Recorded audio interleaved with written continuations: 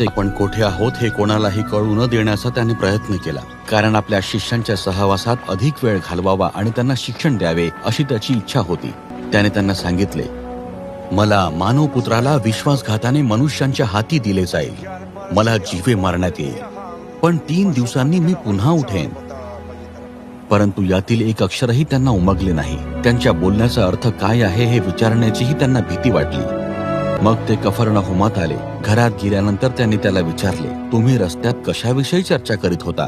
परंतु त्याला उत्तर देण्याची त्यांना लाज वाटली, कारण आपल्यापैकी सर्वश्रेष्ठ कोण यासंबंधी त्यांचा वाद चालला होता.